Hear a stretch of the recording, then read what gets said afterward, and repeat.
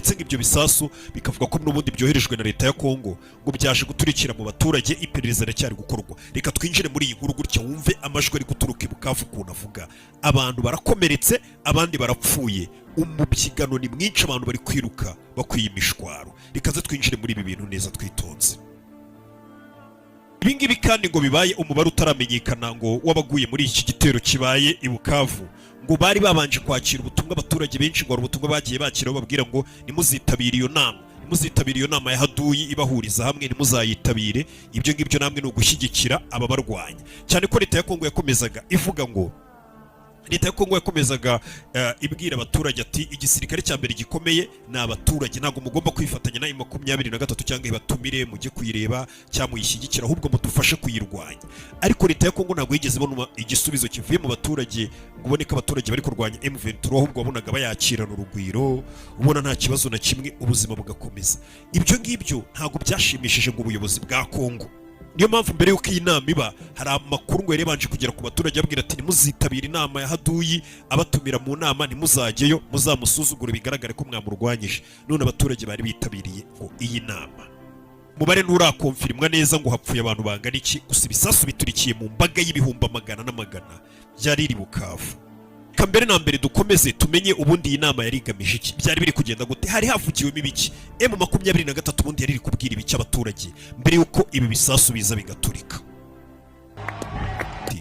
Uko bimeze nuko ntago hazigera habaho balkanization, ntago iki gihugu kizacikamo ibice ngo hano hitwa igihugu cyaho ngo Kongo icikemo ibice. Atoya, atabwo iki gihugu cya Kongo tuzongera tucyubake kandi ni twebwe tuzabyikorera. Nanone kandi M23 muri icyo kiganiro mbwirwaruhame ubwo baganiraga n'abaturage bo mu mujyi wa Bukavu bavuze bati umuntu wa mbere ukwiye kujya ahembwa cyangwa se dukwiye kwitaho uzajya uhembwa neza ni umwarimu, kuko abarimu nibo baduha ubumenyi.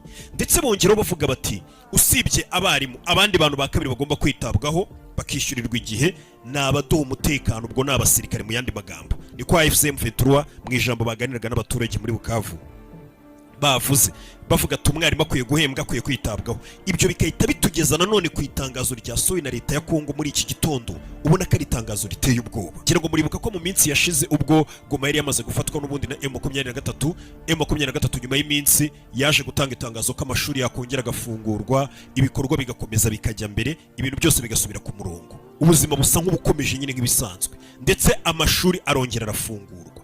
Ariko uyu munsi wa none igihugu leta ya Kongo yasohoye itangazo risa nk'iriteye ubwoba cyane. Kugira ngo umve rino tangazo, nkuko nabikubwiye, ibi ni bimwe mu bituma n'ubundi ubona imiryango mpuzamahanga nubwo hari igihe ibihugu byinshi babizi kuri bikakwirengagiza, ariko ibi ni bimwe mu byo bagenderaho ahanini bagaragaza ko M23 ari abantu babi, ari abagizi ba nabi, cyane cyane iyo binyuze mu guhaguruka kwa Kongo bakajya kuvuga bakagira ibyo bagaragaza mu itangazo basoye. Ngira ngo abantu bari nk'Igoma barabizi, abanyeshuri ngo bari kwiga, amashuri arafunguye. Hano itangazo ryasowe n'igihugu cya Kongo ni itangazo ryari rigenewe by'umwihariko kumenyesha isi yose muri rusange gitabare, ndetse banamenyesha umuryango uharanira uburenganzira bw'ikiremwamuntu n'umuryango w'abibumbye n'ibihugu byose byo hirya no hino ku isi.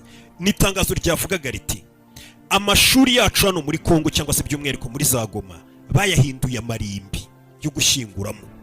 Aho ngaho bavugaga ko M23 kuva yakwinjira muri Kongo amashuri ngo yahindutse amarimbi. Ako kantu kumve ntuzajya ubona biriya bihugu byahagurutse, hari akenshi n'igihe n'ibingiyi babyumva basa nk'ababigenderaho. Leta ya Kongo yavuze ati amashuri yacu kuva M23 yatwinjirana cyangwa se mu bice yafashe, amashuri yigagamo abana yahindutse amarimbi, barayabomoye cyangwa se bayamenyeho ibibombe, andi barayasenya barayarimbura.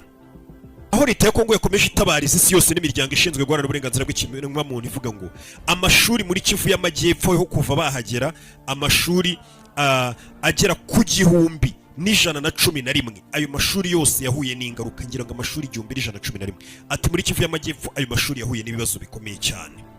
Ati mu gihe muri Kivu y'Amajyaruguru ho muri Kivu y'Amajyaruguru amashuri agera ku 1,483 ubwo ni muri za Goma na hari abira bice byose, atayo mashuri yose yahuwe n'ingaruka.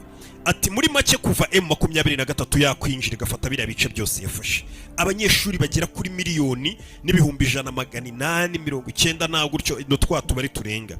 Ati abo banyeshuri bose bahuye n'ingaruka zikomeye cyane. Umutekano w'abanyeshuri n'umutekano w'abarimu uri mu kangaratete, ko ngo biragoye ko amashuri n'ibikorwa byakorerwaga ku ishuri bizongera gusubukurwa ngo bikore nk'uko byakoraga mbere. Byose n'ibyaha biri kuregwa M23. Mu 23 ndetse ngo n'ingabo z'u Rwanda ngo bagiye bafata abana batonya batujuje imyaka bakabakura muri ayo mashuri bakabinjiza mu gisirikare cyabo. Ngira ngo uri kumva icyo kintu.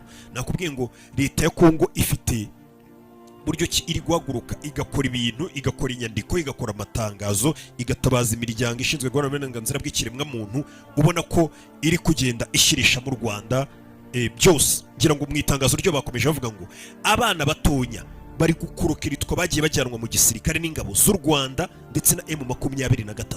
Ati ibyo ngibyo birazwi, ni mu itangazo turi gusoma.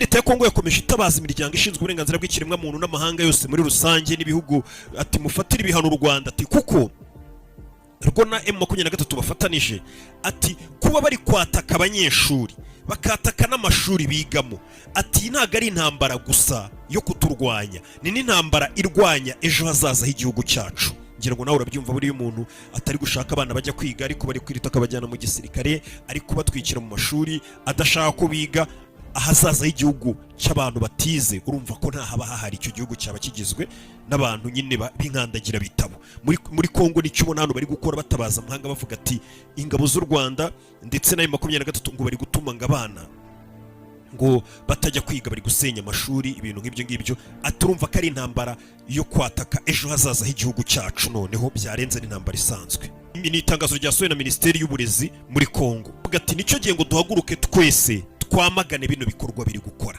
Nakubwiye ngo hari amatangazo ari gutangazwa na Kongo, ubona nawe ukabona ko bahagurukiye ikintu cyo kumera nk'abatabaza, bahagurukiye ikintu kimeze nko gutera imbabazi amahanga, cyangwa se ikintu muri rusange cyose cyatuma amahanga yose ajya ku ruhande rwa Kongo cyangwa se inyuma ya Kongo.